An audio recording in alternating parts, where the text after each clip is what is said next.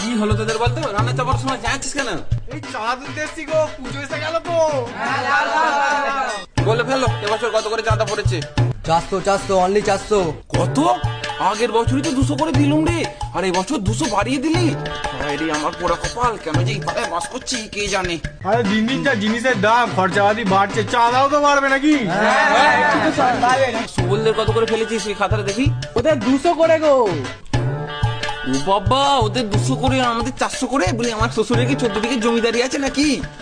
ও তো এত করে টাকা দিচ্ছে, তাতে ওদের পুজো হয় না। কি যে পুজোই করে কে জানে। আরে ওসব পুজো অনেক খরচা, তুমি আর কি জানো? হ্যাঁ, তোদের কিসে খরচ হয় সেটা কি আর জানিনি নাকি? বড় বড় দুটো বক্স এনে কানের কাছে বেজে যাবে ঢিপ ঢিপ করে। না আছে একটা কোন অনুষ্ঠান, না আছে কিছু। আর দশমীর দিন সব ছেলেগুলো মদ গিলে পড়ে থাকবে। মদের টাকায় তো তুলতে এসছো। ওটা না লাগলে হয় নাকি? আরে জেঠিমা তুমি তাড়াতাড়ি চাঁদা দাও তো। এখন বিদায় হতো দেখি তোরা। রান্না চাপানোর সময় যত সব ঝুট ঝামেলা তোদের দাদা দিয়ে আসবে, যা। Vai scrolla e vai.